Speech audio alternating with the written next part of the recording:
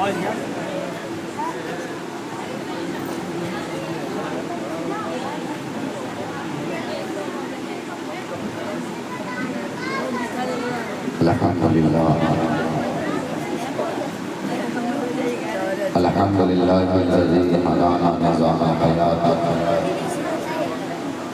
व वफ़क़ना सबीलन नजात वस्सलातु वस्सलामु साहिबिल आयाति वल मुअ्जिज़ात व अला आलिहि व अस्हाबिहिल्लज़ीना नालू दरजतल हसनाति वल कमालात। अम्मा बअद फ़अऊज़ु बिल्लाहि मिनश शैतानिर रजीम। बिस्मिल्लाहिर रहमानिर रहीम। व इन्नका लअला खुलुक़िन अज़ीम। सदक़ल्लाहुल मौलानाल अज़ीम व बल्लगना रसूलुहुन नबियुल अमीनुल मुबीनुल मुबीनुल करीम। व नहनु अला ज़ालिका लमिनश शाहिदीन वश्शाकिरीन वल्हम्दुलिल्लाहि रब्बिल आलमीन।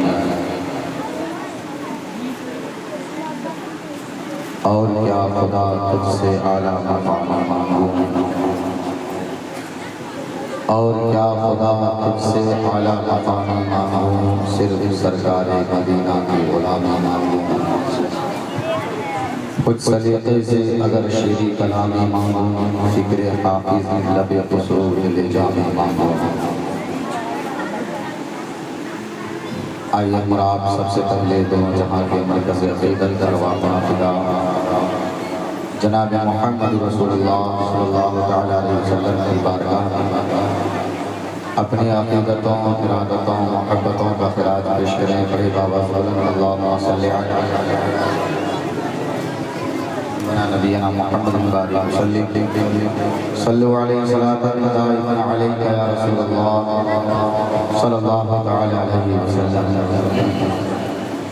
हम्द व सलात के बाद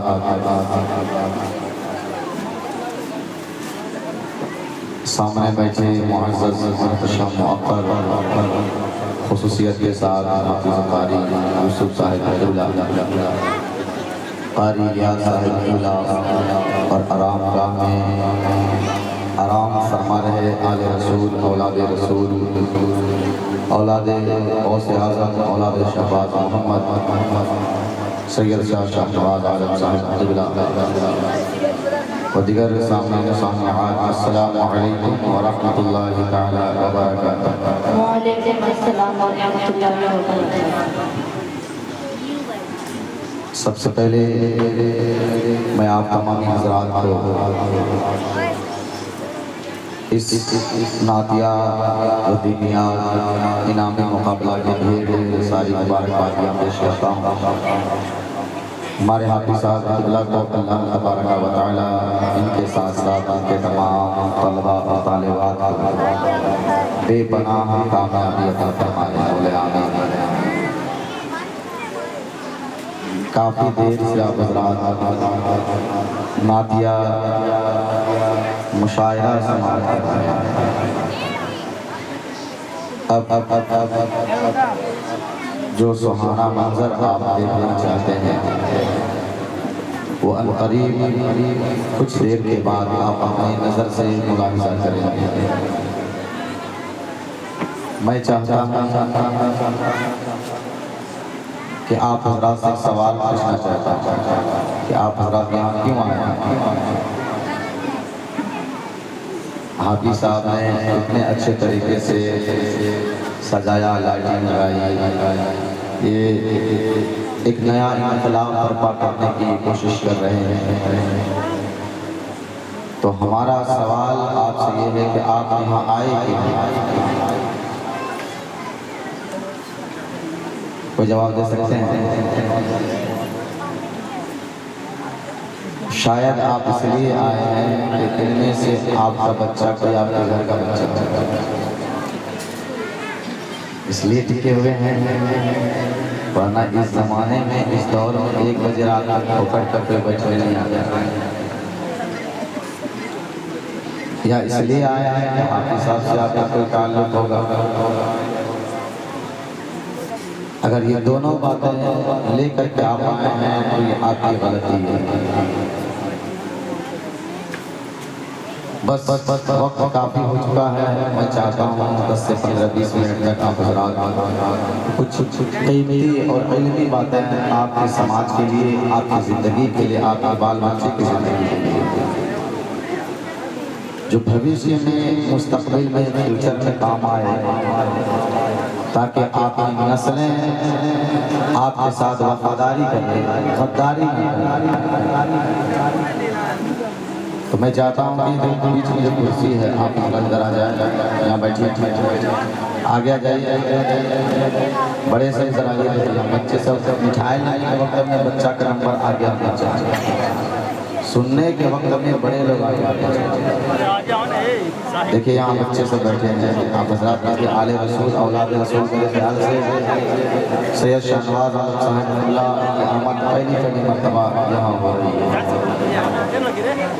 एक इल्मी घराना और एक इल्मी माहौल, पढ़ा लिखा समाज ऐसे नहीं होता। पढ़ा लिखा समाज सबसे पहले कुछ हो या ना हो, उसे बैठने का तरीका जरूर पता होना चाहिए,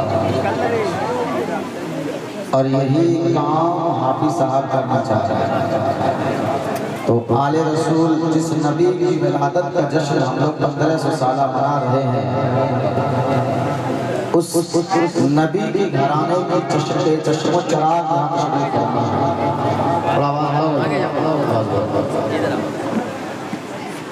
आले रसूल को शरीफ लाएंगे तो दिरहम बरहम देखेंगे, मुनज़्ज़म बच्चा का नहीं, इनकी दिल आज़ारी होगी। अब आप हज़रात बैठे माशाअल्लाह, बड़े खुशकिस्मत आप हज़रात हैं। अल्लाह ने आपको आज की रात हुजूर की महफिल में आने के लिए चुन लिया है। अपनी अहमियत को और अपनी इज्जत को, अपनी वैल्यू को आप पहचाने कि आप है।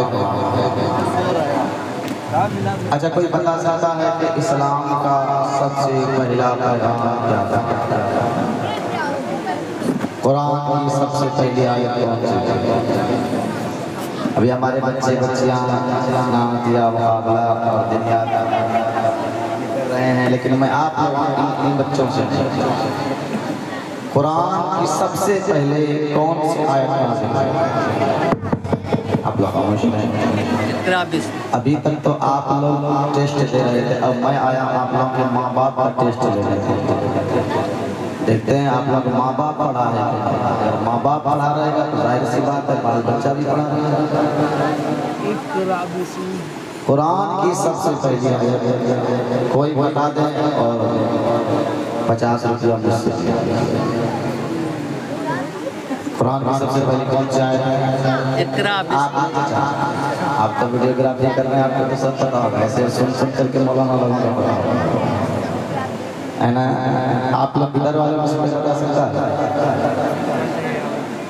नहीं बता सकते।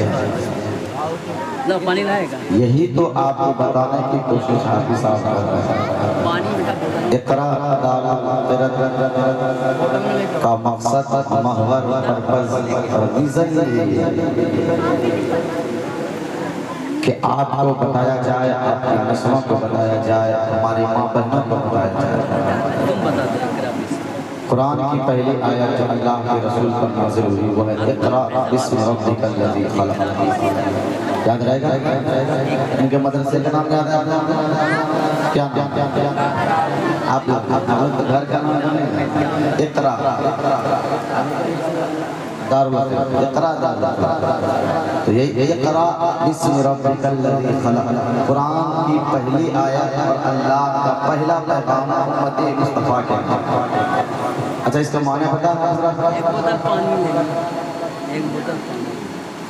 ये हमारी कौम है। आप बोलेंगे कल सुबह किसके यहाँ निहारी बनेगी और अल्लाह कैसे लेके आना है, तो सब पता है। 4 बजे रात ही मिल करके चले जाएंगे, भाई पाया हमको चाहिए, कीमा का गोश्त हमको चाहिए, है ना, डक्कर वाला हमको चाहिए, ये मुसलमान है। अल्लाह अकबर। ये हंसने की बात नहीं है,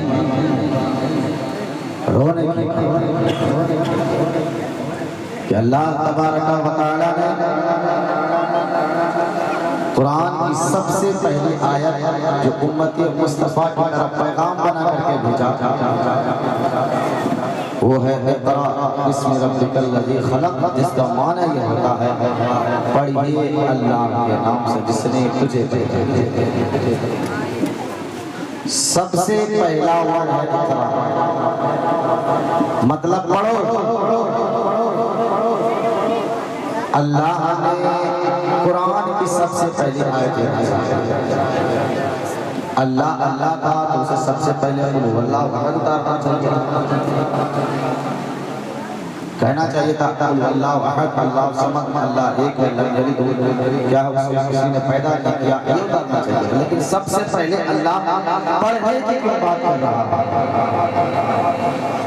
शिक्षा की क्यों बात कर रहा है, ज्ञान की क्यों बात कर रहा है? क्योंकि जिस इंसान के अंदर इल्म होता है, जिस इंसान के अंदर शिक्षा होता है, ज्ञान होता है, वो ना समाज का कोई बोझ इंसान होता है, ना माँ बाप पर बोझ बनता है, ना सोसाइटी पर बोझ बनता है, और ना खुद की नजर में बोझ बनता है। क्योंकि जिसके अंदर इल्म होता है, तालीम होती है,